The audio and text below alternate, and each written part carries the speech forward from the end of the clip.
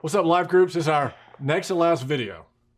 So it's been, our ministry years flown by. So just as a reminder, as we always do, the point of life groups is to grow together into Christ likeness. Now we say holy love. That's a great Methodist phrase, holy love. So right now we're talking about the intellectual temperament. We got one more after this. And for the drumbeat of the intellectual temperament is let me think, or loving God with the mind. So Chris, I thought we would start with, you remember the old Jeff Foxworthy, You Might Be a Redneck? Yeah. Okay, I thought we could do, you might have the intellectual temperament if. So these won't be near as funny. No, they won't be. They're already not. But they'll be informative. That's what we want to do here. All right, so I'll take one, you take the other ones. Okay. All right, so if you get excited about etymology and digging deep on the original languages, the Hebrew and Greek of the scriptures, you might have the intellectual temperament. Your turn. That wasn't very good. I'm just kidding. Your turn. Okay, here it is. If the names Augustine, Bart, Bonhoeffer, or N.T. Wright make you smile, and you're smiling, you were smiling, That's fine. Yeah. then you might have the intellectual temperament. That's true. That's true. That wasn't funny either. I wrote it. Next one. If learning about how the cultural and political pressures influenced Second Temple Judaism, which influenced Paul and his writing of letters, you might have the intellectual temperament. The last one is if you like to read sacramental theology, and that's what you think of as an idea of a good time, as I do, you might have the intellectual temperament. Yeah, I think you're better at sacramental theology than the timing of these jokes. Very bad at that. So, Wes, tell me what when you think about the intellectual temperament, what does that mean to you? I think it's connecting.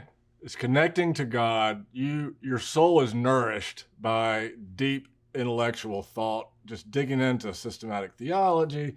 Just it's almost like the opposite of some of the contemplative things. It's like digging into that intellectual aspect of the scriptures. It's not a chore. It's like it's not only just fun, it's life-giving and it's spiritual giving. So Yeah. What about you? Yeah, I mean, I think for me, I realized in college that I love to read, and that reading and books were one of the ways in which I connected, I don't know, with the world, with other people. And I loved reading books. I loved talking about ideas. Mm-hmm. And it just brought me a lot of life and joy. And so that would have been the case regardless of the subject matter. So I was an English major in college. I love poetry. I love fiction. I love reading and writing and reading and writing. And then when I found myself kind of taking faith more seriously in my 20s, that just transferred over. And so I really connected with a scripture, Romans 12:2. Don't be conformed to this world, but be transformed by the renewal of your minds, so that you may discern what is the will of God, what is good and acceptable and perfect. And so for me, like, I just, the renewing of your mind, this idea that by the things that you engage intellectually, you can renew your mind. That was just a really compelling idea to me. Now, one thing before we go, I got another question for you. One thing that needs to be stated emphatically is that the intellectual temperament is not necessarily equal to intellect, meaning that if you don't feel connected to this temperament, it doesn't mean you're not intelligent. This just happens to be a temperament for a devotional temperament. Does that make sense? It does. I think of it as, Jesus, the guy comes to Jesus and says, what do I need to do? And Jesus says, well, love the Lord your God with all your heart. There's some people that do that really well. With all your soul. I think contemplative folks do that really well.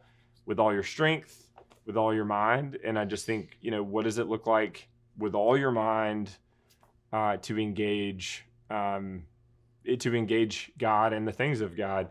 It doesn't necessarily mean, I think like one of the things that I think can go wrong with this is this idea that if you're smarter, if you've read more, or if you're more intellectual, that somehow you've achieved more. And I think that's clearly wrong. Or you're godlier if you Yeah. can grasp deep things, which is clearly not even biblical. Yeah, I mean, in the New Yeah. Testament, I mean, Jesus is most harsh towards the scribes and the Yeah. Pharisees, and those were the people that would have been considered in some ways, Mm-hmm.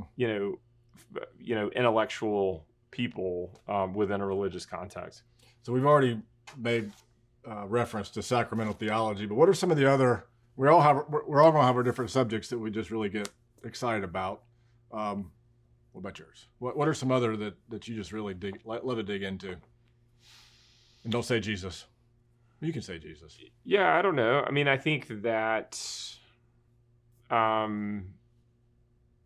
because I had spent a lot of time thinking about aesthetics, so thinking about, again, beautiful things, visual arts, cathedrals, poetic forms, music, all of those things are like considered part of the aesthetics. I came across a theologian when I was in seminary called Hans Urs von Balthasar. Wow. He's a German theologian. He's a German Roman Catholic 20th century theologian. And he wrote this thing that he called The Glory of the Lord, a Theological Aesthetic. And a lot of people begin with the Christian faith thinking, is this true? Mm-hmm. And then if you decide it's not true, then you don't engage. That would be an atheist or someone who might be agnostic, who would question the truth of Christianity. And then there are other people that think, is it good? Are Christians good? Is the church good? A lot of people say no these days, and they just don't come to church. What he was doing was saying, the Christian faith, the story of God, is beautiful.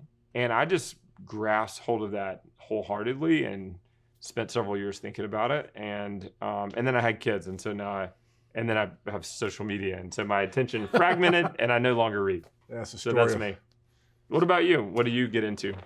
I really like I love how particularly Jesus, the idea that he is fulfillment of all the Old Testament.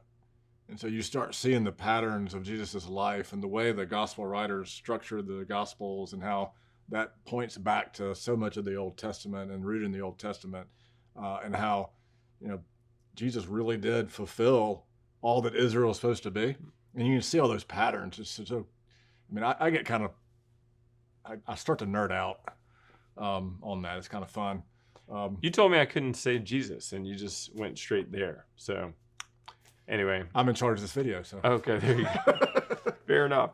For me, Tokens of Trust by Rowan Williams was a really important book at just the right time where I was thinking around these things. Yeah. But it coincided with an experience I was having in Christian community. So I wasn't just thinking in my room by myself. Right. And I think that's really important. I think that it's not that you think your way into faith. It's that you adopt the patterns of a life of faith, and then you think you engage the intellectual life within the context of the practices of the Christian faith, the wisdom of a tradition that includes showing up in worship, singing, taking communion, praying. All of those practices help shape and form your rationality, your way of thinking about the world, and ultimately lead you to a place where you're not just a smarter Christian. Like, that's not the point to me of the intellectual temperament. It's really to get to a place where you trust in a deeper and deeper way the wisdom that is offered, that oftentimes is taken and received wisdom. It's not something you just say, yep, I've got a grasp of this. Yep. It's you take it on faith. And so it really is, I don't know, I think it's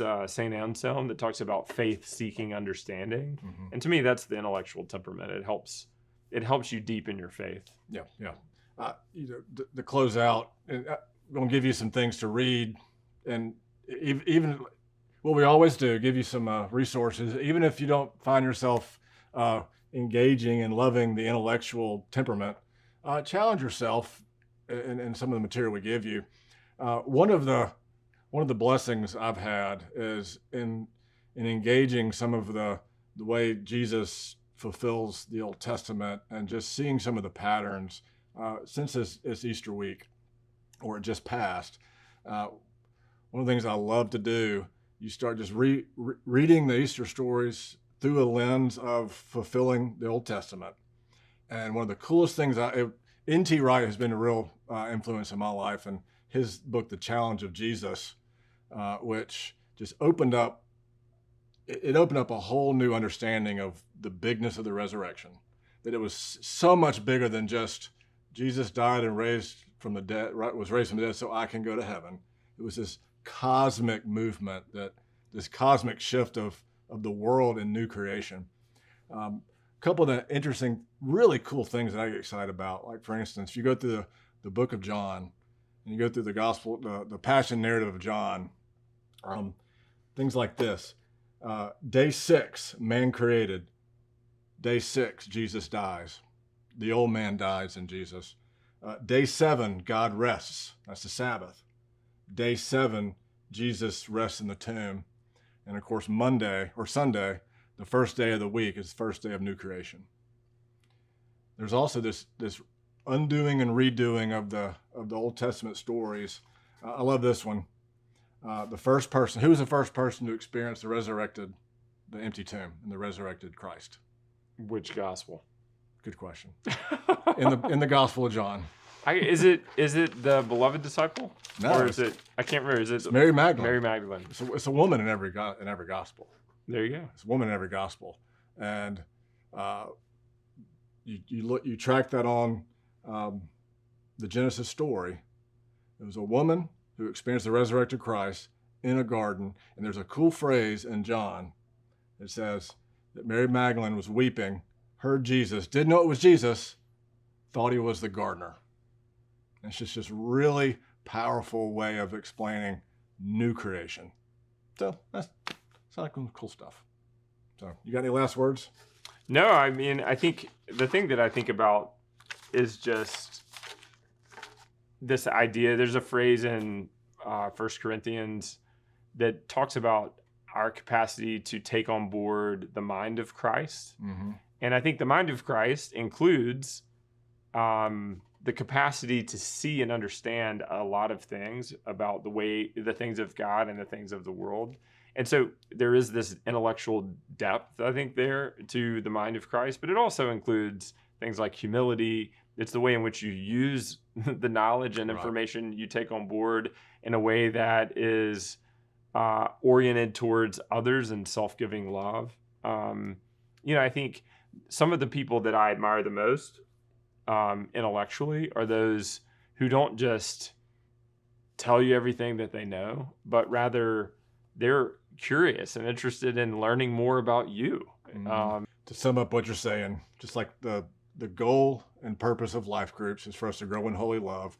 This intellectual temperament is not for our boasting and pride, but it really is a way we connect with God through our mind, through our intellect, to grow in holy love so that we can live that out in everyday life. So hope you have a great discussion. Chris, thank you.